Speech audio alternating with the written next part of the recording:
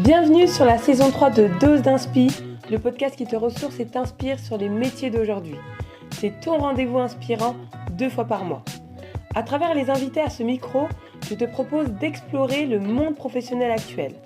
Connaître un milieu professionnel, c'est avant tout s'inspirer des histoires qui touchent les personnes issues de ce milieu afin d'en puiser l'essence même qui te permettra de choisir ta voie, t'orienter vers ton métier ou tout simplement de t'éclairer dans ta carrière. Nouveauté, des interviews terrain sur ton programme avec des personnalités inspirantes prêtes à te transmettre leur savoir, leur vécu, leurs expériences négatives ou positives qui ont façonné leur parcours et ont fini par les mener à la réussite. Alors installe-toi dans ta bulle confortablement, mets tes écouteurs et prends ta dose d'inspi.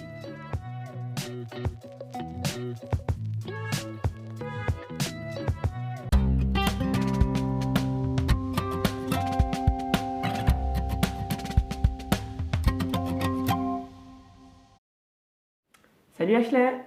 Hello Nadine. Comment ça va? Ça va très bien et toi? Oui, je vais bien.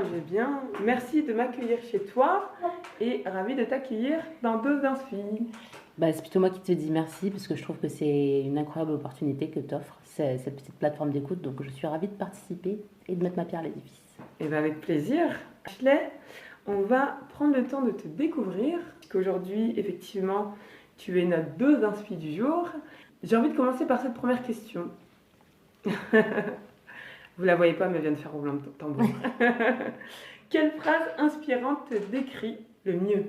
Quelle phrase inspirante! Ouais, genre un mantra, un proverbe, ce que tu veux, mais qui pourrait te décrire. Ouais, là je pense que quelque chose qui me qualifierait, j'ai pas de mantra ou j'ai pas de phrase, mais c'est plutôt un mot simple qui est résilience. Résilience. Ouais. Ok. Ça veut dire que... Non, j'aurais peut-être pas dû parler. J'aurais juste dû laisser résilience. Résilience, ok. C'est vrai. Je t'ai pas forcément dit de justifier, mais... Ouais, non, résilience, c'est bien. Résilience. Et je pense qu'on va comprendre au fur et à mesure du podcast. C'est ça, en fait, tu vois. À quel point ça te décrit très très bien. Alors, petit flashback en arrière, Ashley. Yes. Petit flashback où j'ai envie d'ouvrir le rideau et découvrir qui était Ashley entre ses 10 et 18 ans. Ok. 10-18, ça commence déjà à faire long là. Ouais, ça remonte. Ouais, ça remonte un peu. Mais disons que je suis une jeune fille d'une fratrie. Donc j'ai une grande sœur, mais j'ai grandi essentiellement qu'avec des garçons. D'accord. Donc déjà, je pense que j'ai toujours eu un très gros caractère. Et j'ai tout de suite très vite dû m'affirmer dans un monde très masculin à la maison, même si c'est des petites choses, c'est ton frère qui va regarder Dragon Ball Z et toi qui va regarder un autre truc. Je pense qu'on est toutes passées par là. Donc voilà, j'ai toujours été une fille pleine d'entrain, pleine de motivation, avec son petit caractère qui fait son bout de chemin et qui se laisse pas marcher dessus. Et j'ai toujours eu à cœur, même très très très jeune, de me permettre de rêver et de faire ce que j'ai envie de faire de ma vie sans savoir comment on faisait ça. Mais D'accord. Je savais que je voulais ça. Ok. Voilà. Ouais, donc tu ciblais vraiment... Enfin, t'allais vraiment vers ce que tu avais envie de faire sans forcément te poser des questions ou te dire « Ah, mais peut-être que j'ai pas le droit à ça ». Parce que souvent, on nous le dit quand on est petit. Exactement. Moi, j'ai pas du tout eu ce sujet-là. Après, je suis aussi issue d'une lignée où il y a des femmes très caractérielles. Donc, du coup, je pense que ça laisse des traces. Oui. Et donc, ouais, c'est vrai que je me suis jamais, interdit de choses. Et t'as grandi où, Ashley? Alors, j'ai grandi... je suis une jeune fille de... Déjà, je suis née à Montfermeil-Zou. Donc, j'ai grandi un petit peu à Sevran, dans le 93. Et après, mes parents se sont déplacés... Ils ont acheté une petite maison dans le 77 à Mitry-Mory. C'est une commune qui est hyper calme. Et c'est une commune qui m'a fait beaucoup de bien. Parce qu'en fait, quand je venais d'arriver dans cette commune, je m'ennuyais beaucoup. Et donc, comme je m'ennuyais beaucoup, je faisais mes devoirs et je suivais les cours. Donc voilà. Tu n'avais rien pour te distraire ou pour te... parasiter ou autre. Et en plus, du coup, j'ai eu de la chance parce que quand j'ai trouvé mes copines, et mes copines étaient des bonnes élèves. Donc ça veut dire très studieuses, plus que studieuses, les bonnes premières de la classe. Ah oui, t'as suivi le move. C'est comme ça. T'aurais pu suivre le move s'il y avait que des cancres ou que de la classe entre guillemets. Exactement. Mais ouais, je vois tout à fait. Ouais. Bah, t'as toujours, bah, après tu sais, tu rigoles toujours, t'as toujours des moments où, voilà, où tu te laisses un peu aller, etc. Mais at the end of the day, tu sais qu'il faut que tu bosses, quoi, parce que le diplôme, enfin, le bulletin, il va sortir et il faut que tu fasses tes preuves, quoi. Oui, et ça me donne l'image de... C'est vrai que quand tu suis, entre guillemets, les bonnes élèves, c'est que même les bonnes élèves te font remarquer quand tu commences à avoir des mauvaises notes. Ah mais ça va pas là, comment ça se fait que tu as eu Ouais. Tu suis l'environnement dans lequel tu es. Exactement. Et ça te pousse et ça te... Ah non, moi aussi j'ai envie d'avoir de bonnes... Et tant mieux, ouais, ça tire vers le haut. Ouais, je suis totalement d'accord avec toi, mais je pense que tu as dit un truc hyper essentiel. La clé, c'est l'environnement. Bien sûr qu'il y a une éducation, tu éduques tes enfants à la maison. J'ai pas d'enfants, mais voilà, j'ai eu un vécu. Moi aussi, j'étais une jeune fille et j'ai vu à quel point l'environnement a une incidence et un impact sur ma vie. Donc, je pense que les gens, il faut qu'ils le prennent en compte. C'est un facteur hyper important pour la suite de... Enfin, pour chaque aventure, en fait. Oui, pas que pro, perso. C'est hyper important, il faut toujours le garder dans le contexte, l'environnement. Oui, ça joue, tout à fait. Donc, tu es resté combien de temps à Mitry-Mory ? J'ai fait toutes mes études à Mitry-Mory. J'ai eu mon bac à Mitry-Mory. Et après, voilà, j'ai eu mon bac et j'ai un peu pété un plomb. Je suis partie voir ma mère. Je lui ai dit, bon, maman, tu sais quoi, bah, là, j'ai envie de voyager, donc je vais partir aux États-Unis. Donc, moi, je parlais pas du tout anglais. Je sais même pas. Je pense qu'à l'époque, il y avait un peu le truc où il y avait la mode là, des Usher et des Chris Brown. Les States. Je pense que maintenant, j'ai l'impression qu'il y a moins cet engouement des States. Mais en tout cas, il y a 15 ans en arrière, bah, l'engouement des States était plus présent. En tout cas, je vais dire ça comme ça. Du coup, je voulais assouvir mon engouement des States. Et du coup, j'ai trouvé des proches de notre famille qui vivaient là-bas.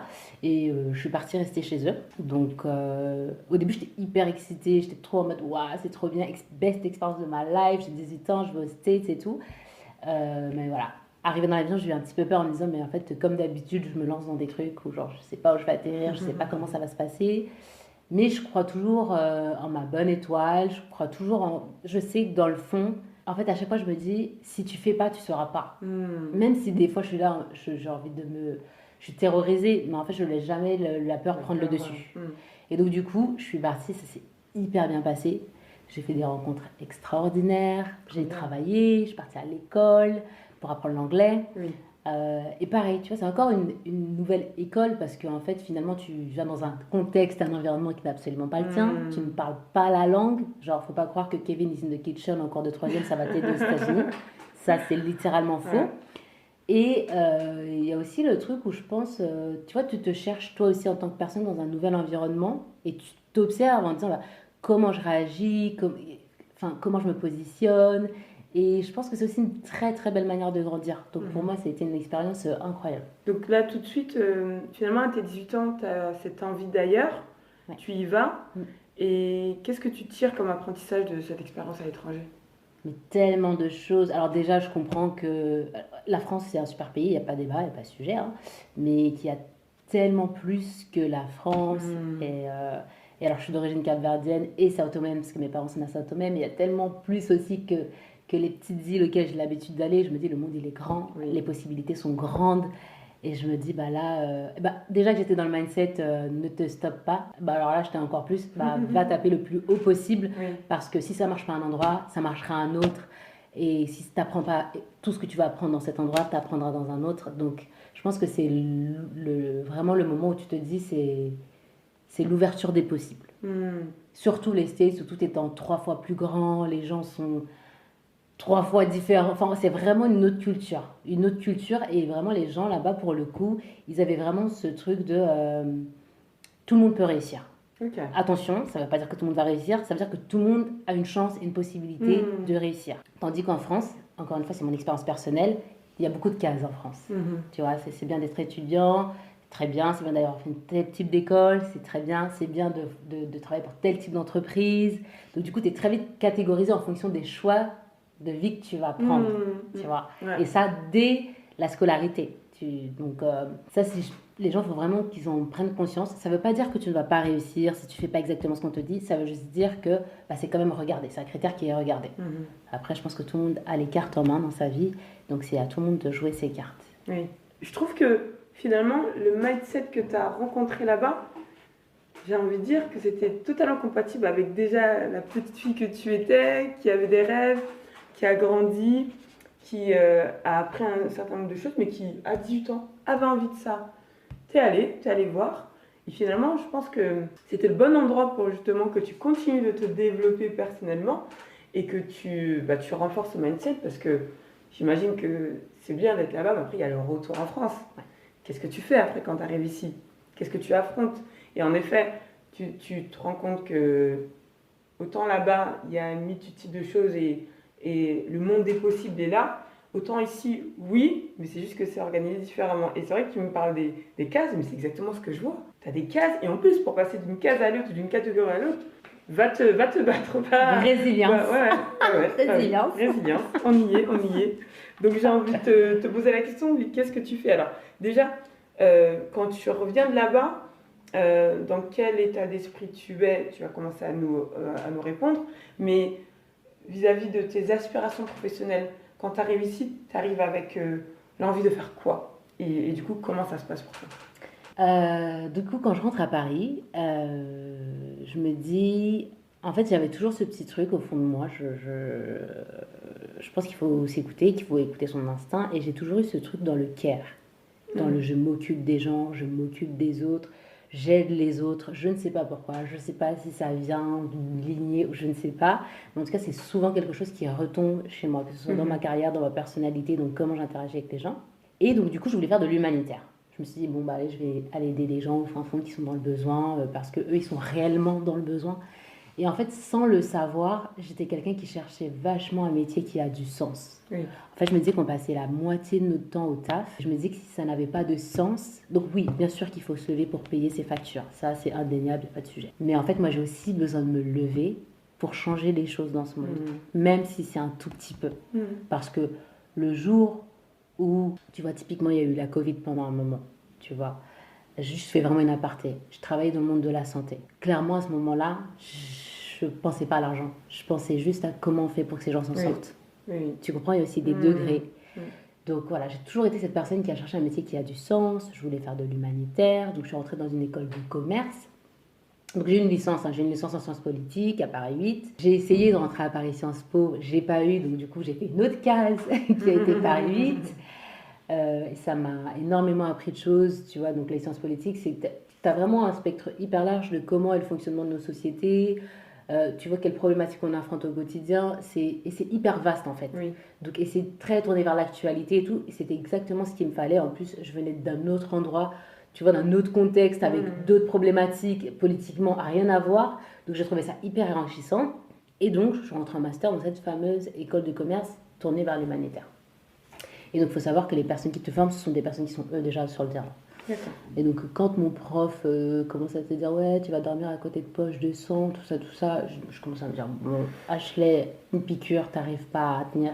Je me suis dit « C'est peut-être pas pour toi. Tu peux peut-être aider les gens différemment. » Et donc, en fait, je connaissais pas du tout à l'époque, mais cette école, elle faisait aussi un master en innovation. D'accord. Et j'étais là, bon, qu'est-ce que c'est l'innovation? Donc oui, on te dit que c'est des process, c'est des méthodologies de travail, c'est un outil qui permet de travailler différemment, de manière collaborative. J'étais genre, mais qu'est-ce que ça veut dire ça et tout? Donc après, je creuse un peu et je vois qu'il y a de l'innovation à impact. Je me dis, en innovation sociale, je me dis, mais qu'est-ce que c'est? En gros, l'innovation sociale, il faut comprendre que c'est une manière de répondre aux problématiques de la société sans forcément attendre que l'État le fasse. Okay. Typiquement, tu ouvres ta boîte demain, tu vas vendre des cakes, et ben on va dire que dans ta boîte, tu vas embaucher des personnes qui sont, par exemple, en forte situation de handicap. Il y en a plein qui le font, parce qu'aujourd'hui, dans l'État, on te paye pour. Oui. Mais toi, demain, si tu as envie d'embaucher que des personnes qui sont en situation de handicap, c'est ton droit. C'est là que tu fais la différence. D'accord. Tu vois. Donc, je voulais changer le monde. Et donc, du coup, je me suis tournée vers l'innovation sociale parce que pour moi, c'était une manière de répondre à des problématiques sociétales. Et donc, du coup, j'ai choisi l'option entrepreneuriat. Donc, je me suis dit que j'allais aider les entrepreneurs à performer et à changer le monde. Donc, finalement, tu vois, tu te mets à faire du conseil et à faire en sorte que les entrepreneurs développent leur business tout en ayant beaucoup d'impact dans les sociétés dans lesquelles on vit. Ok, donc là ce que tu nous as décrit c'est finalement toi ton cheminement quand tu as découvert justement ce master-là, master innovation, donc qu'est-ce que ça veut dire, innovation sociale, qu'est-ce que ça veut dire, ah d'accord, donc même vis-à-vis des entrepreneurs, je peux intervenir dans ce type de sujet, ok, ah d'accord, l'entrepreneuriat ça m'intéresse, et en plus ceux qui vont les accompagner pour qu'ils aient de l'impact, c'est ça? C'est ça, exactement. Ok. J'ai essayé de refaire le petit chemin, mais ok, on y est. Non, mais c'est bien de voir justement, juste par la... Enfin, juste, je mets les guillemets, hein, par la découverte d'un master, comment ça a pu t'amener justement à une de tes aspirations professionnelles, où là, est revenu au centre cette notion de me sentir utile, qui est du sens en tout cas dans le fait de pouvoir mener ce type de job. Et du coup, quand tu fais ce master-là, en tout cas, est-ce que tu retrouves ce que tu avais décelé dans ce type de master, et est-ce que tu parviens à avoir accès à un poste, à un métier dans cette dynamique-là? Alors ouais, j'ai adoré mon master de un parce qu'en fait, tu vois, quand tu vas au lycée, tu choisis moins tes matières, on t'impose tes matières, et plus tu évolues dans ta scolarité, plus ça a du sens parce que tu choisis. Alors moi, il faut savoir que c'était un master hyper particulier parce que c'est pas une notion qui venait de sortir, mais ça prenait plus de place à ce moment-là. Et donc en fait, il y avait plein d'entrepreneurs sociaux. Et en fait, nous, si tu veux, nos devoirs ou nos cas, les entrepreneurs, ils venaient avec leur business. Et ils venaient me dire, voilà, je sais pas trop comment faire pour être un peu plus durable. Je sais pas trop comment faire pour avoir une communication un peu plus impactante, mais tout en touchant tel type de public, des publics vulnérables par exemple. Je sais pas comment produire un produit, mais sans pour autant... par exemple, des produits locaux. Parce qu'aujourd'hui, tu vois, le Made in France, ça se perd beaucoup. Et en fait, je parle du Made in France, mais en fait, on parle de tous les pays. Chacun devrait produire et arrêter d'acheter au moins cher parce que ce sont la plupart du temps des publics qui sont très, très, très vulnérables, qui font nos super chaussures pour pas citer de marque, qui font nos super vêtements pour pas citer de marque. Mais c'est des personnes qui sont en souffrance. Et donc aujourd'hui, on doit repenser le système. Et donc le fait que ces entrepreneurs aient la volonté de faire de l'argent en repensant ce système-là, j'ai trouvé ça incroyable. Et donc c'était là pour moi ma plus-value, tu vois. En vraiment les accompagnant dans cette démarche. Et vraiment, je me suis retrouvée à chaque...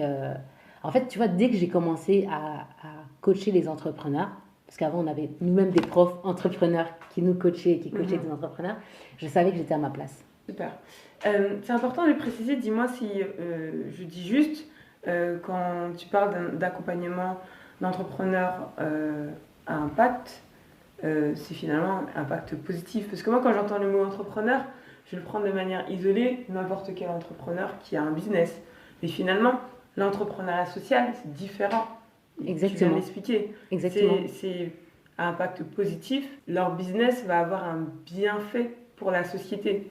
Qu'on parle d'écologie, qu'on parle de personnes vulnérables, qu'on parle de peut-être que tu as plein d'autres exemples à nous donner. Et c'est ça la différence, je pense, qui est important de souligner. Exactement. Et c'est ça, c'est pour ça que j'ai choisi cette voie aussi. Et bien sûr, à des moments dans ma carrière, j'ai dû travailler avec des personnes des entrepreneurs qui avaient un peu moins d'impact. Alors, c'est tout aussi bien, mais du coup, quand tu te lèves le matin, c'est pas pareil. Parce que tu changes pas tout. C'est bien, il va faire son CA, il va faire son chiffre d'affaires, trop bien. Mais est-ce que j'ai vraiment changé quelque chose? Je suis pas sûre, tu vois. Après, c'est chacun fait ses choix et il n'y a pas de bon ou de mauvaise personne, il n'y a pas de bon ou de mauvais entrepreneur. C'est juste, moi, Ashley, à ce moment-là, qu'est-ce que j'ai envie? Et donc, je reviens au tout début quand je dis, ne vous fermez aucune porte et soyez ouverts et écoutez-vous. Parce qu'on a tous une mission de vie. Pour moi, là, j'étais en plein dans l'accomplissement de ma mission de vie, tu vois. Très bien. Ton master donc, te permet d'obtenir, d'aller dans cette voie-là. Ouais. Tes premières expériences, comment elles se concrétisent et qu'est-ce que tu en tires? Première expérience inoubliable. Alors ça, il faut quand même le mentionner. Ma première expérience, c'était une alternance chez BNP Paribas. Et justement, je faisais partie d'un pôle innovation qui venait de se créer. Donc en fait, mon but, c'était... Donc il y a des entrepreneurs qui viennent me voir. Et en fait, en tant que banque, on les accompagne sur le créneau de l'innovation sociale en leur donnant beaucoup de visibilité. Ça a été quand même incroyable parce que j'étais hyper proche du COMEX. Parce que c'était quelque chose qui se créait de tout nouveau. Et puis c'est pas un sujet qui était porté tant que ça à l'époque dans les banques. Ma supérieure était une femme, l'une des seules du COMEX. Donc tu vois, déjà ça te met dans une ambiance. Tu vois comment ça se passe. Équipe super bienveillante. L'innovation, tu vois, c'est... En tout cas, moi, dans mes expériences, c'est vraiment, tu vois, les équipes où on est chill et on se rend pas la tête, on se tire pas dessus, quoi. On est vraiment en mode, on va essayer de changer les choses, c'est cool. Il y a des choses qui sont moins sympas, mais en fait, la vibe est trop différente parce qu'on est vraiment dans le un peu start-up game par moment, ou parfois on est en mode genre, bah, tu vois, même les méthodologies de travail qu'on utilise, le collaboratif et tout, ça change du classique. Ah, donc tu viens souvent très chill, mais même si tu viens chill, tu restes pro, tu vois. Oui, bien sûr. Mais déjà, le fait d'avoir un cadre très chill très tôt, dans ma première expérience, ça m'a fait énormément de bien. Le fait d'avoir une femme qui faisait partie d'un COMEX, la seule, je précise, pareil, ça te fait un bien fou. Et puis, j'avais du sens, quoi. Tous les jours, j'avais des entrepreneurs qui venaient, qui eux avaient déjà fait pas mal de CA, qui avaient besoin d'une grosse visibilité, tu vois. Mais comment vous leur donniez cette visibilité? Parce que quand tu me dis innovation et quand tu dis BNP Paribas, j'arrive pas forcément à rejoindre les deux. En fait, si tu veux, c'est une banque. Donc, en fait, typiquement, je vais te donner un exemple très concret. Je ne vais pas citer de nom parce que je ne sais pas trop si je peux citer ou pas. Donc, pendant un moment, il y avait un... Là, on n'est pas à la première problématique avec l'Ukraine. Il y avait eu une première vague d'immigration en France qui remonte à plus d'une dizaine d'années. Et en fait, il y avait un artiste qui, lui, voulait représenter... Donc, pendant un moment, ils avaient mis plein d'Ukrainiens dans un petit village en France, un petit patelin. Et ça avait fait une grosse polémique dans les médias. Et en fait, cet artiste, il a décidé de peindre toute cette histoire en réel, tu vois. Donc, il est parti dans ce village, il est resté dans ce village et il a peint les personnes, que ce soit les personnes qui réceptionnaient les étrangers qui venaient d'Ukraine et les Ukrainiens qui essayaient de s'intégrer à ce petit village français. Et en fait, son histoire, finalement, il est artiste, mais tu vois, il est beaucoup plus que... Faut pas oublier que même si tu es artiste, tu veux vivre de tes œuvres, tu vois. Donc, quelque part, c'est une forme d'entrepreneuriat. Et en fait, il voulait montrer autre chose que ce que les médias montraient. Il voulait montrer quelque chose de positif. Donc, comment on lui a donné de la place? En fait, on a affiché ses œuvres dans les banques de BNP Paribas. Ah, d'accord. Donc, en fait, toi, quand tu es client et que tu vois, tu as un espace, en fait, on leur dédie un espace. Donc, déjà, toi, en tant que client, tu vois, tu te sens... Bien sûr, tu as cet aspect banque, mais on t'offre une petite bulle, tu vois, artistique, mais aussi... poétique pour moi. Et tu vois, c'est tout ça, être positif. Finalement, tu ne rentres pas que à la banque pour faire ton prêt ou pour faire un retrait. Tu rentres aussi pour comprendre qu'est-ce qui se passe un petit peu dans le monde qui nous englobe. Et tu vois, ça, je trouve ça beau, tant pour les personnes concernées que tant pour le client, tu vois, qui va à la banque, qui est juste censé faire un retrait et qui finalement va avoir une bulle d'inspi dans sa journée. Tu vois. Trop bien. Et je veux quand même citer un autre exemple aussi qui m'avait extrêmement marqué et qui m'a tellement fait dire que j'étais au bon endroit. Je ne sais pas si je peux citer la boîte, mais je l'adore, donc je la cite quand même. Donc du coup, on a accompagné pareil Meet My Mama. Donc Meet My Mama, c'était, il me semblait que c'était deux femmes. Et donc du coup, en fait, elles ont créé un traiteur solidaire et en fait, elles ont fait venir les mamans des quartiers. Enfin, ça, tu vois, c'est le truc où je me suis dit, non mais vraiment, je suis vraiment trop à ma place. Et donc nous, on les appelait pour tous nos événements. Super. Tu vois, c'est comme ça qu'on leur tend la main. Bon, après, s'ils veulent des financements, etc., tout est discutable parce qu'il y a une offre qui a été mise en place pour ce type d'entrepreneur. Mais voilà quel était mon métier. Tu vois, donc c'est-à-dire que tous les jours, tu viens, tous les jours, tu as de la dose d'inspi, tous les jours, tu te dis, waouh, je participe. Tu vois, même si c'est de manière minime, je participe. Complètement. Et ça a son importance et... de toute façon, tu le dis si bien, hein, tu sentais que tu étais à ta place, tu sentais que, effectivement, t'apprenais et ça t'apportait autant que tu pouvais apporter en effet aux gens au travers de tous leurs projets. Alors là tu es sur de l'alternance, hein, on est d'accord? Là je suis sur de l'alternance. Oui, tu es sur de l'alternance, donc j'imagine qu'il y a même plein d'autres choses qui t'attendent. Ouais. Parle-nous justement des expériences qui ont pu suivre avec peut-être des moments clés ou des choses qui t'ont permis à chaque fois d'encore plus t'affirmer, ou bien il y a eu peut-être des remises en question, je ne sais pas, mais en tout cas... Oui, donc il faut savoir que, comme tu l'as mentionné au début du podcast, j'ai toujours cette envie de voyage. Donc, à ce moment, je reprends mes bagages encore une fois et je repars vivre à Londres. Après l'alternance. Après l'alternance, okay. Je pars vivre un peu à Londres aussi, pareil. Donc, il y a toujours ce fil conducteur. Et donc, premier poste hors alternance, tu vois, je travaillais pour la ville de Bondy-Bobigny, pour les villes de Bondy-Bobigny et la PHP. Donc, en gros, on me dit, tu fais de l'innovation. Donc, et c'est là qu'on comprend que l'innovation, ça ne passe pas que à travers de l'entrepreneuriat, ça passe aussi à travers les méthodologies de travail. En fait, aujourd'hui, on est tous des patients quand on fait tous partie de cet écosystème de la santé. Et en fait, il y a un sujet où les médecins de ville, ils ont du mal à travailler avec les médecins des hôpitaux. Donc malheureusement, parfois, on laisse passer des maladies, on laisse passer des choses. Je ne cite pas de coupables, je dis juste qu'aujourd'hui, il y a un système où il y a des failles. Il faut travailler pour qu'on puisse avancer. Et donc en fait, mon but, c'était d'aider les médecins de ville et les médecins des hôpitaux à créer ensemble des parcours patients pour en perdre le moins possible, pour les diagnostiquer le plus tôt possible, pour qu'ils soient réorientés le plus tôt possible. Et il y a aussi un vrai sujet derrière ces villes-là. C'est pas forcément des villes où les personnes sont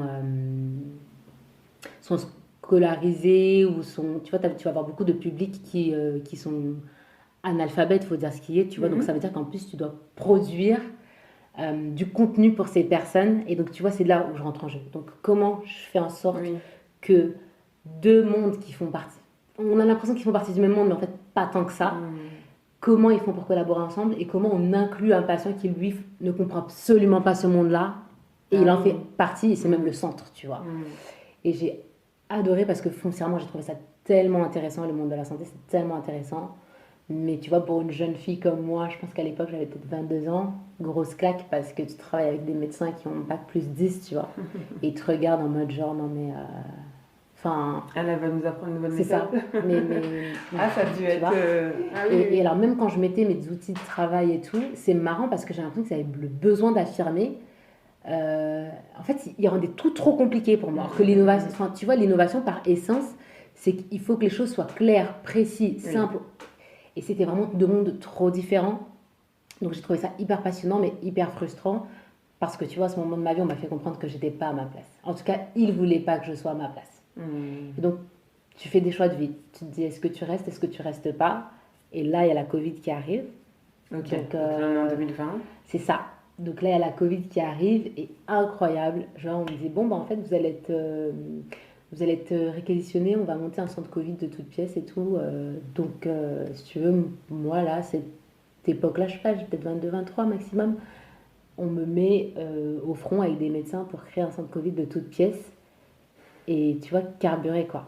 Et alors, déjà, moi, je panique parce que je dis, mais c'est pas mon domaine. Oui, je suis bonne dans 2-3 trucs, mais là, on n'est pas dans l'INO. Tu vois, il y avait beaucoup de gestion, beaucoup de logistique, beaucoup de planification. Mais en fait, la Covid, elle nous a tellement fait... Enfin, elle est tellement venue comme une vague que t'as pas le temps de recruter, tu vois. Non, mais non. Tu peux pas... C'est pour ça que ce mot-là de réquisitionner, finalement, c'est le bon mot. C'est le mot, tu vois. Parce que, de toute manière, il fallait affronter la vague qui arrivait. Et donc, du coup, donc c'est ce que je fais. C'est ce que je fais pendant la Covid. Donc, je cours après les médecins, je cours après les infirmières. Voilà, aujourd'hui, on va avoir tant de personnes. Après la logistique. Et j'ai trouvé ça incroyable. Comment, tu vois, quand tu es en situation d'urgence, tu peux te surpasser, te dépasser. Et ça, je parle pour le collectif.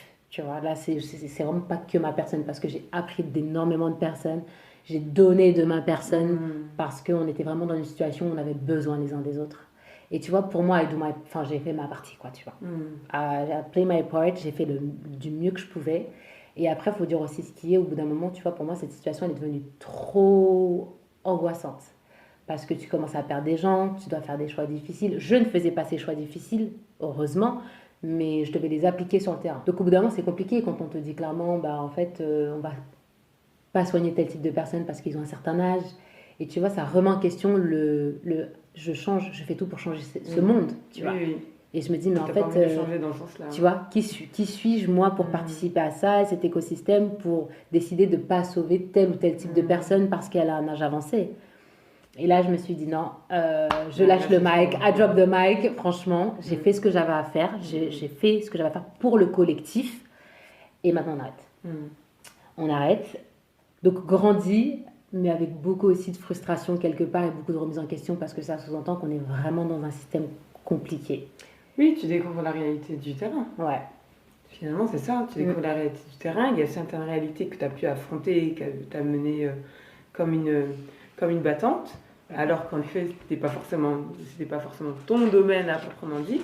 C'est déjà une grosse décision, je trouve, hein, et faire preuve de courage que de te dire là par contre stop, parce que des fois tu peux tellement être pris par un non mais ils ont besoin de moi, et t'y vas, et à un moment donné tu te perds, alors que là tu as su dire stop, je pense au bon moment, en tout cas comment tu le racontes, je pense au bon moment pour te permettre d'aller te consacrer et de garder ton énergie pour te consacrer toujours à ces bonnes choses qui t'apportent et qui font sens pour toi.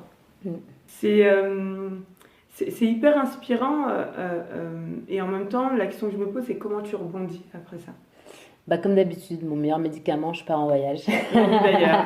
Ouais, et là, je retourne un peu chez moi. Donc, je retourne au Cap-Vert, un peu à Sao Tomé. Et donc là, tu vois, dans mon cœur, il y a quand même ce truc où je commence à nourrir le truc de oh, l'Afrique c'est bien, l'innovation c'est bien. Mais voilà, il est dans mon cœur et puis voilà. Je regarde ce qui se passe. Et donc je reviens en France, encore une fois.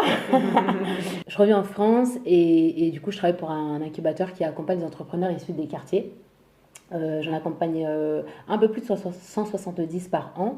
Donc là, le format est un peu plus différent. Tu vois, on les accompagne vraiment à travers de la formation. D'accord. On fait des event networking pour eux. On fait du coaching pour eux. Et donc là, c'est beaucoup, tu vois, là, je gère beaucoup d'humains en même temps, tu vois. Ça fait vraiment beaucoup. Mais en même temps, après la Covid, tu es prêt. Après le centre Covid, tu es prêt. Tout va bien. J'imagine. Tout va bien. Et donc, en fait, encore une fois, je vois plein de projets. Et ce que j'adore, c'est que dans les quartiers en France, t'as toutes les couleurs, t'as toutes les religions, tu vois. Et donc, en fait, là tu travailles avec des gens qui viennent de tout horizon, qui n'ont pas le même parcours. Tu vois, parfois, c'est des mamans qui ont envie de se lancer dans un projet entrepreneurial. T'as des petits jeunes qui ont envie de lancer leur projet à côté de leurs études. T'as des personnes qui sont là depuis hyper longtemps et puis qui lâchent leur poste et qui se disent, bah vas-y, moi je peux réussir. Donc tu vois, tu as cette espèce tu travailles la plupart du temps avec des gens qui sont hyper motivés. Tu vois. Donc déjà, tu te lèves, tu es hyper motivé parce que les gens sont motivés. Bah, oui. Et vu que j'ai cette espèce de truc impact, tu vois, genre à chaque fois que je fais du coaching et tout, j'essaie de balancer un truc en mode, ouais, mais tu sais, ce serait bien de faire de l'impact et tout. Et donc tu vois, je garde toujours ce truc en moi. Et je pense que les gens ont conscience qu'ils veulent changer les choses, mais ils ne savent pas forcément comment le faire. Mais tu vois, ça commence par des échanges comme ça. Oui. Et vous êtes là pour justement révéler ce qu'il y a en eux. C'est ça. Qui viennent avec un espèce de j'ai envie de ça devrait ressembler à ça ou ça, mais je sais pas trop. Et vous, le but, c'est de les accompagner et de leur permettre à ce que ça se révèle vraiment. J'imagine qu'au travers du coaching, des formations, etc., finalement, vous leur permettez de développer un certain nombre de compétences, mais surtout d'aller chercher au fond d'eux ce qu'ils veulent réellement, parce que être entrepreneur, c'est y mettre de sa personne. Donc, ouais, c'est pas juste je vais faire un job et je me lève tous les matins et je fais du 9h-17h. Donc, il y a quand même tout un écosystème à créer autour d'eux, mais c'est un peu c'est ça, c'est exactement ça. Mais de toute façon, en général, un entrepreneur, quand il vient dans un incubateur, donc incubateur, c'est-à-dire que tu es au début, tu es aux prémices de ton idée. Accélérateur, c'est quand tu commences déjà à faire un peu de sous, et donc là que tu veux passer à une autre étape de développement. Tu vois, quand tu viens dans un incubateur, c'est ça, c'est que tu as besoin, entre guillemets, qu'on te donne la recette, tu vois, pour éviter quelques embûches. En tant qu'entrepreneur, tu en auras tout le temps. Oui. Mais tu vois, c'est bien de savoir où il faut mettre les pieds, où il faut moins mettre les pieds pour gagner du temps. Et du temps, c'est de l'argent. Oui, et tu vois, c'est un peu plus d'impact. Du coup, c'est le reste dans ma ligne. Donc oui, c'est ça. Tu crées tout un écosystème, tout un environnement pour que tout se passe bien pour eux et pour qu'ils puissent développer le plus rapidement possible leur business. Super. Top. Qu'est-ce que tu en tires de cette expérience, oui, professionnellement parlant, vers où, du coup, tu continues d'aller humainement, et tu vois, là, je me rends compte très clairement que l'entrepreneuriat, c'est vraiment pas facile. Et je vais peut-être dire un truc qui va déplaire, mais l'entrepreneuriat, c'est pas fait pour tout le monde. Ah oui, moi je le dis souvent, pour le coup. Il y en a beaucoup qui ne comprennent pas parce que tu te doutes bien que dans tous ces entrepreneurs que j'ai accompagnés, j'en ai accompagné un peu plus de 170, on va être très honnête, c'est pas tous qui vont réussir. Attention, je dis pas qu'ils ne pouvaient pas réussir. C'est juste que parfois, tu vois, dans ta vie, à certains moments, tes qualités, tes défauts, enfin, tu vois, il y a tout un contexte. On revient à un contexte, l'environnement. Parfois, c'est pas le bon moment. Oui. Parfois, c'est pas pour toi tout court parce que tu n'as pas les compétences pour faire ce type de projet. Et donc ça, tu vois, avant, je n'étais pas forcément consciente. Et là, j'étais pleinement consciente qu'est-ce que c'était que être foncièrement un entrepreneur, tu vois, et le temps que ça prenait. Et je me suis rendu compte qu'en fait, ça me prenait aussi énormément d'énergie de coacher des personnes et de gérer l'humain. Parce qu'il y a beaucoup de gestion de l'humain. Et je me dis, mais c'est incroyable, quoi. Donc, encore une fois, t'en sors grandi parce que tu travailles sur plus de 170 projets. Enfin, je veux dire, c'est ma dose d'inspi. Moi, je l'ai tous les jours au travail. Tu vois ce que je veux dire ? C'est vraiment pas le sujet. Mais tu comprends que c'est un métier où tu peux pas juste venir. Tu dois te donner intégralement parce que c'est des personnes, entre guillemets, tu vois, elles viennent à nu, elles te disent, voilà, moi aujourd'hui j'ai envie de changer ma vie, je veux ci, je veux ça. Et en fait, tu crées tout un environnement, plus qu'un écosystème aussi, pour qu'ils se sentent bien et à l'aise avec toi, pour qu'ils se sentent libres de parler avec toi, pour que tu puisses l'aider à avancer, tu vois. Bien sûr. Super. Ouais. Super. Et est-ce que tu as toujours dans l'idée de continuer vers cette voie où tu es tourné vers les autres? Ton but, c'est de changer la société. En tout cas, même si c'est par petits bouts, comme on dit, l'effet colibri, je crois que c'est ça. Ouais, c'est ça, c'est exactement l'effet colibri. Ouais. Quelle direction tu prends et où sont tes voyages ici parce que... Ouais, alors où je suis partie à cette époque-là, je revenais d'un... Enfin, je crois que j'avais fait un super beau voyage en Asie. Donc... Je fais exprès de parler de tes voyages parce que j'ai l'impression que c'est comme si tu prends ton oxygène et après tu reviens. Mais c'est exactement ça. Tu sais, comme un cœur. J'ai l'impression que c'est ce rythme-là que tu as dans ton parcours. Mais c'est vrai, c'est exactement ça en plus. Donc là, je suis à l'étape où... Moi, il faut savoir que toute la ligne directrice dont je te parle tout à l'heure dans le CARE, tout ça, c'est en grandissant que j'ai compris ça. Enfin, c'est en observant mon parcours. Oui. Mais moi, j'avais... Voilà, tu vois, moi, j'avais jamais compris. Donc, pareil, il y a aussi des petites choses dont on parle moins, mais tu vois qu'il faut aussi dire. Au début, je vous parlais de résilience. Je fais un flashback dans mon passé. Mais moi, à l'école, on m'a pas tout le temps dit que je pouvais réussir, tu vois. C'est moi qui ai un peu forcé les portes en disant si, je vais réussir. Dans mon professionnel, c'est un peu la même chose. Tu vois, à la fin de ce poste-là, moi, j'avais... tu vois, un homme, mon supérieur, c'était un homme, tu vois, qui sous-estimait peut-être un peu trop, moi en tout cas, je ne vais pas parler des autres équipes parce que je ne peux pas parler pour les autres. Et du coup, ça m'avait mis dans une position où, tu vois, j'avais encore plus envie de réussir. Pour moi, en fait, c'est ça. Plus tu me dis, ça va être chaud pour toi, plus je vais te dire, attends, je vais te donner l'heure et tu vas voir, ça va très bien se passer. Ça me motive, en fait, tu vois. C'est pas négatif. C'est eux peut-être qui m'envoient de la négativité et je leur montre qu'avec leur négativité, je peux la transformer et je vais en faire un truc très beau et ça va très bien se passer. Tu vois ce que je veux dire? Et ce monsieur-là, en fait, c'était ça. Ça s'était mal passé parce qu'on ne s'entendait pas, on n'avait pas les mêmes manières de travailler. Et puis, enfin, faut dire ce qui est. Enfin, on n'en parle pas assez et je suis désolée, mais je mets la lumière où il faut pas, où il ne faut peut-être pas. Mais en France, on est beaucoup dans un système aussi, tu vois, empirique, où tu as des patrons qui parfois se cachent derrière beaucoup de choses et ils font pas grand-chose, tu vois. Et ça, c'est très dérangeant, ça. Et puis, ils se mangent tout le mérite. Et donc, moi, malgré que je sois dans l'innovation et tout, même dans ces domaines-là, tu vois ça. Et je pense qu'il y a un truc on est dans des sociétés patriarcales, il faut dire ce qui est, où quand tu as une couleur et quand tu as un certain âge, tout passe mieux. Mais au bout d'un moment, moi, je lutte foncièrement contre ça. Tu vois ce que je veux dire? Mais vraiment pas. J'accepte pas les injustices au travail. Et donc, si tu veux, donc je sors de cette mission, malgré que j'ai adoré ce que j'ai fait et tout, et que professionnellement, c'était un peu touché et que, avec un de mes boss, je me dis, bon, vas-y, je vais chercher, mais sans chercher. Tu vois, le chercher sans chercher. Ah ouais. Non, je m'étais dit, je me souviens trop bien. Je me suis dit, vas-y, je postule à 3 postes. Si on me prend pas, ça veut dire que je dois repartir un an quelque part. Ah oui. Et vraiment, ça, c'était mon plouf-plouf, ça, tu vois. Et premier poste, on m'appelle. Ouais. Je suis alors, bon, ok, d'accord, on va pas voyager. Donc, j'ai la Croix-Rouge française qui m'appelle. Donc, du coup, ils ont un gros pôle d'innovation où ils accompagnent les entrepreneurs en santé. Donc, ils ont déjà leur solution faite à expérimenter leur solution dans les établissements de la Croix-Rouge. Les gens pensent que la Croix-Rouge, c'est que...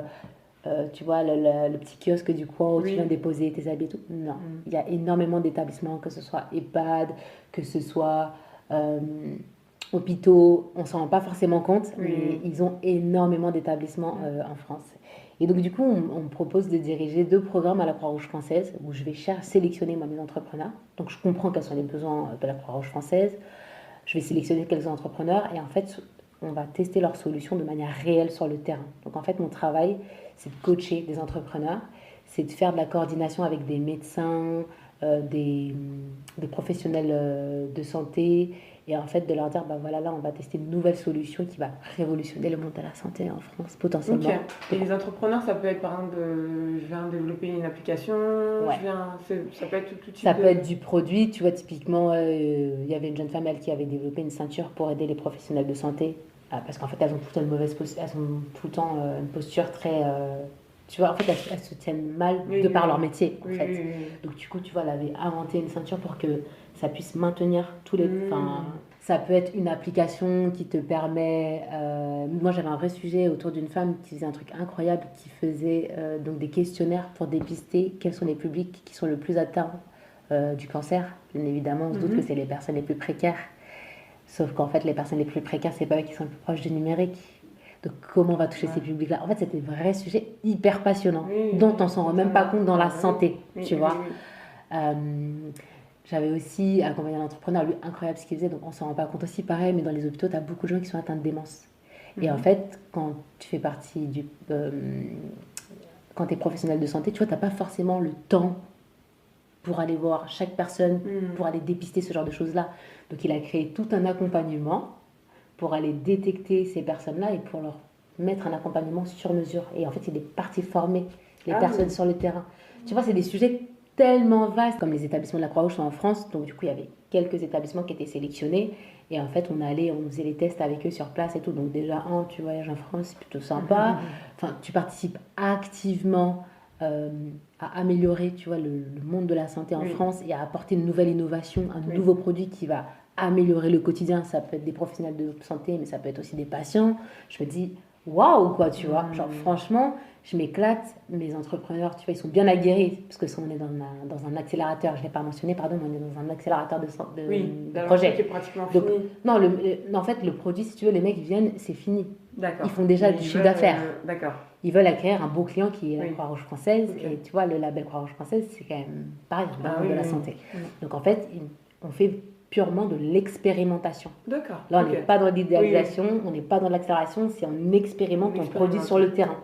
Ok, très bien. En tout cas, tu nous fais découvrir un monde, le monde de l'innovation, où on ne se rend pas compte de ce qu'il y a derrière. Moi, avant que tu m'expliques tout ça, j'aurais très vite fait un raccourci, innovation égale nouvelle technologie. C'est tout, il n'y a que ça. Alors que là, tu nous fais rentrer dans un monde, mais vraiment, Ashley, c'est trop bien. Tu nous fais découvrir un monde qui finalement est hyper diversifié et riche de toutes parts. Et en plus de ça, finalement, tu nous fais découvrir une dimension avec l'aspect sociétal, je ne sais pas si je peux le dire comme ça. En tout cas, le fait que toi, tu as une directrice et ton mindset, c'est ce qu'on voit à chaque fois dans tout ton parcours en filigrane. Je veux du sens, changer le monde, je veux du sens, changer le monde, et tu te dis, bah ouais, mais carrément, c'est trop possible au travers de ce type de domaine. Donc déjà, merci de nous permettre de découvrir ce domaine-là. Et la Croix-Rouge française, finalement, quand tu découvres, quand tu travailles dans tout au long de cette expérience, à chaque fois je vais revenir sur le mot apprentissage, quel apprentissage tu en tires et comment grâce à cette expérience, comment tu avances, comment tu rebondis? Apprentissage, j'en ai eu plein parce que pour le coup, là, c'était l'un des postes les plus variés. Je devais gérer les partenaires financiers parce que tu vois, ils financent mon programme. Je dois gérer en fait, tu vois, c'est un peu la continuité de toutes mes petites missions que j'ai fait en fait au final. Je dois gérer les médecins, je dois gérer les patients, je dois gérer les professionnels de santé, tu vois, et je dois gérer tout l'aspect accompagnement entrepreneurial et je dois gérer la Croix-Rouge. Il ne faut pas oublier, la Croix-Rouge, ça reste quand même une institution. Oui. Tu vois, on ne se rend pas compte, mais il y a beaucoup de codes, beaucoup de normes au niveau juridique. Tu ne fais pas ce que tu veux quand tu veux. Tu as dû t'adapter alors. C'est ça, tu vois. Et encore une fois, résilience. Parce que faut dire aussi ce qui est, c'est pas facile. Je suis rentrée dans un monde où, je vais être très honnête, enfin, le siège de la Croix-Rouge française, tu vas avoir très peu de personnes racisées. Genre, vraiment, à la cantine, tu les comptes, tu vois. Donc déjà, on rentre dans un aspect où bah, forcément, tu vois, même si c'est pas le centre de ta vie, c'est quand même, tu peux pas le nier. Tu le vois, tu le vis au quotidien. Et donc, sans le savoir, en fait, comme à chaque fois, je me dépasse et je mets les pieds dans des endroits où j'aurais même pas imaginé me mettre, je le dis, parfois, tu vois, tu as toujours ce petit truc de est-ce que je vais être à la hauteur? Et donc, du coup, tu commences un petit peu à chercher des petits trucs pour te saboter. Et moi, c'est toujours comme ça au début. Et après, je me dis, bref, tu peux le faire. Tu vois ce que je veux dire? Tant mieux, faut pas laisser. Il faut pas laisser des petites choses venir te parasiter parce que tu vas pas réussir. Mais je tiens aussi à le dire parce que tu vois, depuis le début de mon parcours, je parais hyper sûre de moi et tout. Oui, ouais, pas de souci. Mais tu as Mais tu as des moments aussi, de doute. bien sûr. Tu vois, tu as des moments de doute et il faut les surpasser. Et donc là, tu vois, j'ai eu un gros moment de doute parce qu'il y avait beaucoup d'enjeux d'un coup. Et au final, je me suis rendu compte que c'était possible d'être polyvalente, de gérer, même quand tu connais pas, même l'inconnu, tu vois, et tu peux être bonne, voire même exceller dans ce que tu fais. Ouais. Non, c'était franchement, moi je le dis, ça a été l'une de mes plus belles, expériences professionnelles parce que tu apprends tellement et tu joues avec tellement d'acteurs et tu te dis, mais en fait, c'est dingue. Si on a vraiment la volonté, tu vois, on peut vraiment changer les choses. Alors oui, toutes les boîtes ne font pas des choses parfaites, ok. Mais qu'est-ce qu'on fait à la fin de la journée? On se dit, ah ben ils sont pas trop bons, ou on se dit, est-ce qu'on essaye de faire changer les choses? Donc, ouais, ça m'a encore une fois, une énième fois validé qu'en fait, finalement, ça va être la ligne directrice de ma vie. Oui. Tu vois. Et que en santé, je ne pense pas, je sais pas, c'est même pas ce que je souhaite. C'est à chaque fois, les gens, ils m'appellent dans le domaine de la santé. Oui. Mais parce que finalement, l'innovation, on peut en trouver dans tous les secteurs. Tu t'en trouves dans tous les secteurs. Ouais, c'est ce que tu en as absolument dans tous les secteurs, tu vois. Et même tu vois, tout ce qui va être impact positif, tu vas en avoir aussi dans tous les secteurs. C'est juste que, bien évidemment, comme la santé, ça touche à la vie, ça fait plus sens. Mais tu en as vraiment dans tous les domaines. Oui. Non, mais c'est bien ce que j'ai compris en t'écoutant au fur et à mesure. On se rend compte que ça existe dans tous les domaines. Alors, je le précise pour ceux qui nous écoutent et qui auraient envie en se disant peut-être qu'il n'y aura que dans la santé. Non, on peut en trouver dans tous les secteurs, c'est tant mieux. Ces moments de voyage que tu as eu tout au long de ton parcours, cette envie d'ailleurs, comment tu l'expliques et qu'est-ce que ça t'apporte? J'y reviens, mais j'y reviens pour vraiment qu'on y fasse un focus. Parce que s'ils n'étaient pas là, je ne sais pas si ton parcours serait le même. Non, je pense vraiment pas. Je pense vraiment pas. Tu as dit un truc hyper juste tout à l'heure, c'est vraiment le fait d'aller respirer. D'aller respirer. Parce que je pense que, pareil, tu vois, quand tu essayes un peu... Alors, je sais que c'est pas donné à tout le monde, mais je le conseille à tout le monde. Il faut se chercher, il faut savoir qui on est, profondément, intérieurement. Et moi, je sais que profondément, je crois vraiment en l'humain. Genre, vraiment, je pense qu'on est des êtres bons, tu vois. Et du coup, moi, je me nourris des êtres humains. Pas forcément des entrepreneurs que j'accompagne, mais tu vois, à travers mes voyages, j'adore passer du temps à parler avec des gens que je ne connais pas. Parce qu'ils t'apprennent des choses simples de la vie que tu as parfois oubliées, tu vois.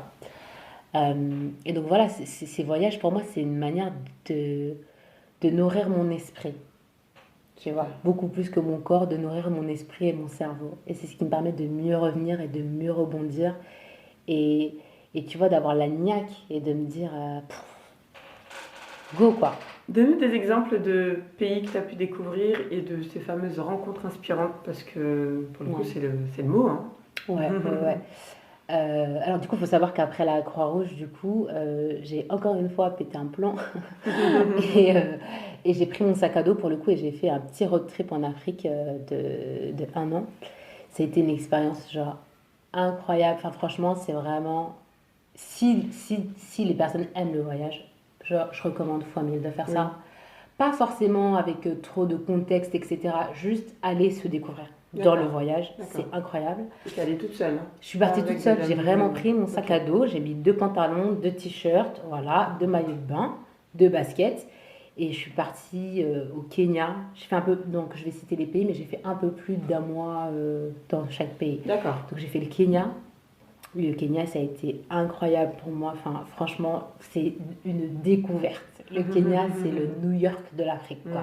Les gens sont trop dans le speed, il y a des grandes tours partout. Enfin, c'est un monde qui est à 100 000 à l'heure. Alors ça, c'est vraiment Nairobi. Oui.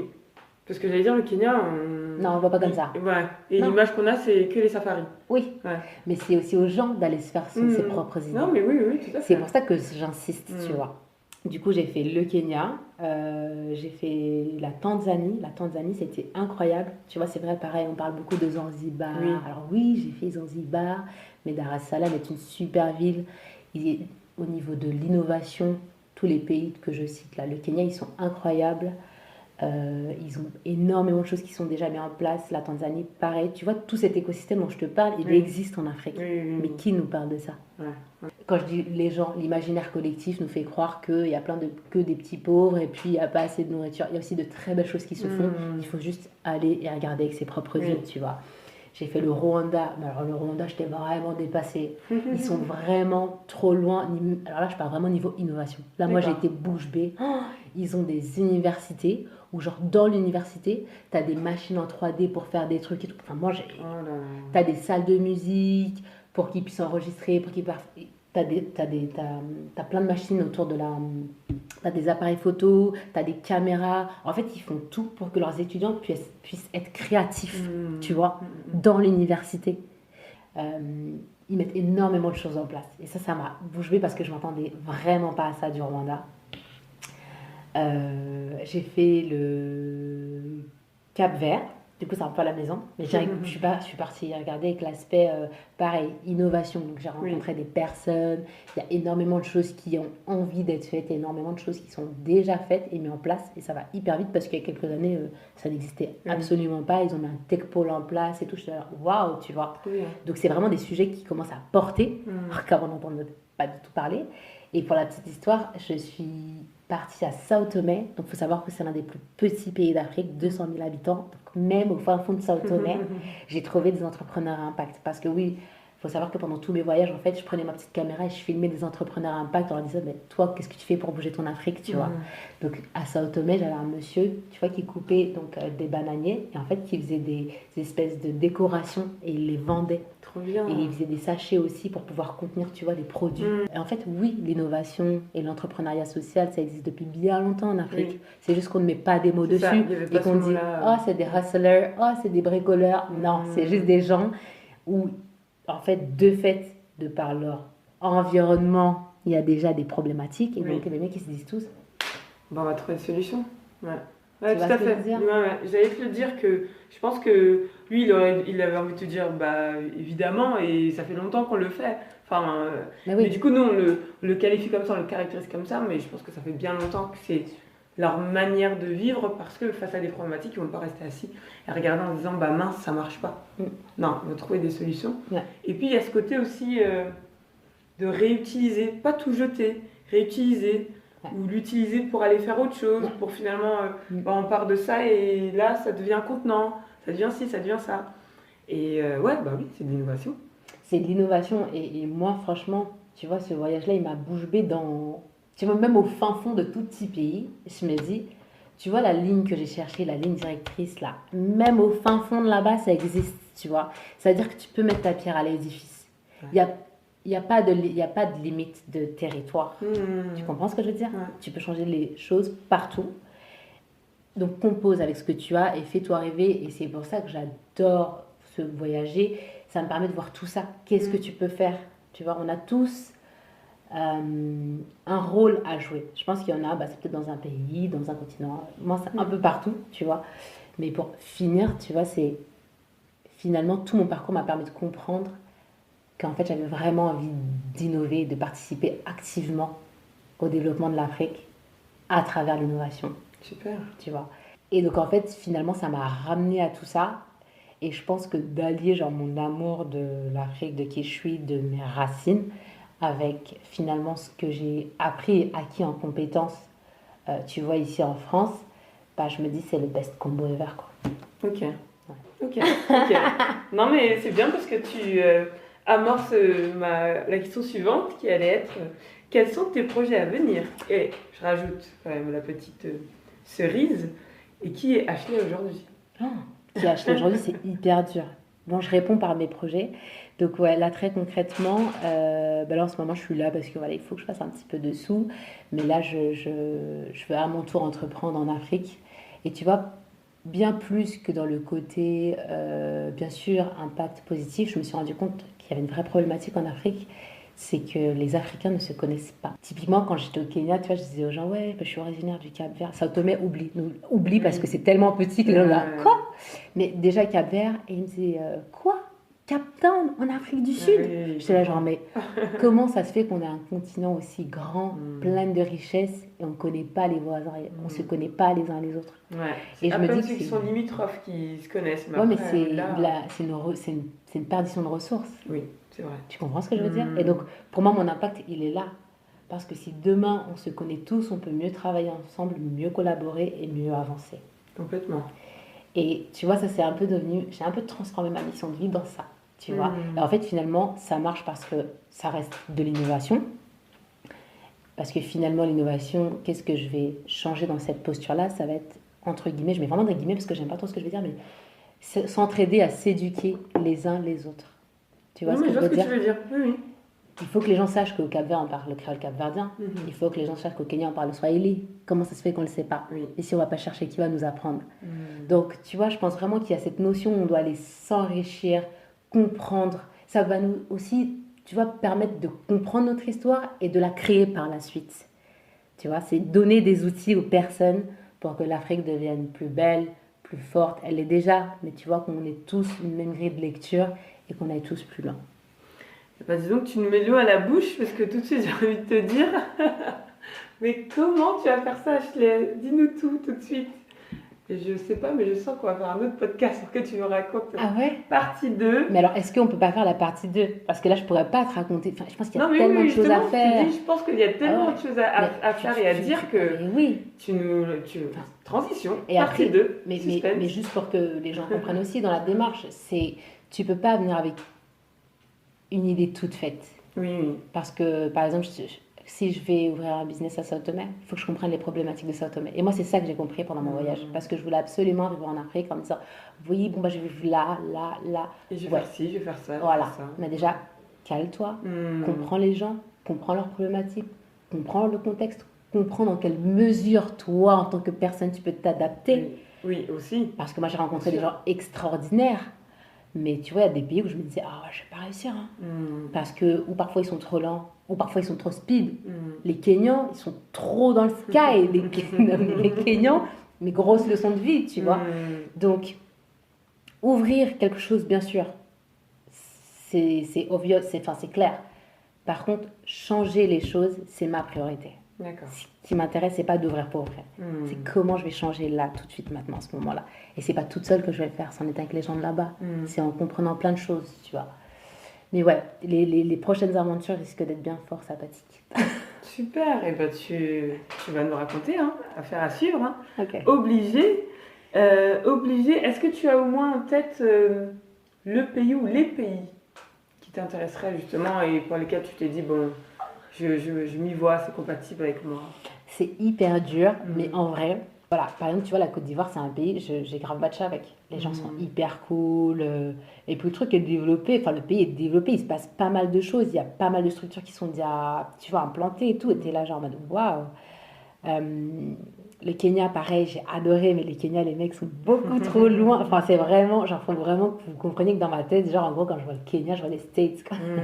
Et je me dis, tu sais, j'ai même pas vu des pays genre Nigeria et tout. Oui. Si je vais là-bas, je vais. Ils sont loin aussi, tu vois, Afrique du Sud et tout. Enfin, et je pense que, tu vois, avant même de commencer à donner des noms, je pense aussi qu'il faut se donner.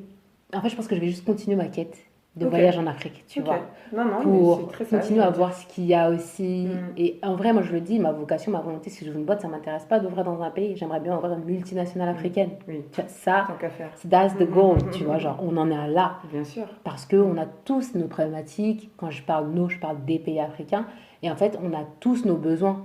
Mais en fait, même si le business va être différent dans chaque pays, je pense que la ligne directrice sera la même, et tu vois, l'envie d'impact sera la même. Trop bien. Trop bien. En tout cas, c'est hyper inspirant. Quoi dire de plus? C'est hyper inspirant. C'est tout ce qu'on te souhaite, Ashley. Que tu y arrives, il n'y a pas de raison. Et que tu continues sur ce chemin avec toute cette énergie, cette bonne vibe. Et je vais finir par ma fameuse question bonus. Tu verras, rien à voir, mais toujours en lien avec le côté inspi. Je considère que la musique est une bonne source d'inspiration aussi. Ouais. Et la question bonus que je pose à tous mes invités, c'est, selon toi, quelle est la musique ou l'artiste l'un ou le plus inspirant pour toi? Ah ouais, c'est compliqué ça. Je pense que je vais pas vraiment répondre à ta question parce que c'est pas le ou la plus, mais je pense que c'est une personne qui m'inspire moi beaucoup parce qu'elle fait écho à mon parcours à moi. Tu vois, c'est Maya Andrade. Ah, ok. Pour le coup, c'est très sage, mais parce qu'elle est beaucoup dans la légèreté, elle est aussi beaucoup dans le voyage, elle est issue d'un métissage, donc tu vois, elle chante un peu partout et elle touche les cœurs de tout le monde, tu vois. Elle chante en français, elle chante en portugais, enfin, tu vois, à l'image de tout ce parcours que j'ai fait. Donc, elle a beaucoup voyagé aussi. Elle a beaucoup voyagé, tu vois, ouais. Donc, en vrai, c'est plus parce que j'ai un affect, parce que c'est bien le parcours, mais aussi parce que je l'aime beaucoup et qu'elle chante très bien. Super de voix. Donc, ouais, Maya Andrade. Très bien, très bien. Merci beaucoup, Ashley. C'est passé hyper vite, mais ouais, on a pu voyager avec toi, c'était vraiment top. C'est ce que j'allais dire, on a fait un vrai voyage. Carrément, ouais. Carrément, ça y est, hop, on est arrivé à destination. En tout cas, pour moi, je descends et je te laisse continuer ce super voyage pour que tu puisses effectivement nous raconter d'ici quelques temps la suite du parcours. Et je te souhaite que des bonnes choses. Merci beaucoup. Merci à toi, Nadine, pareillement. Et puis encore merci de m'avoir invité sur ce podcast. Et continue à inspirer, à donner des doses d'inspiration parce que c'est bon pour la santé et le moral. Merci à toi, à bientôt. Bye bye.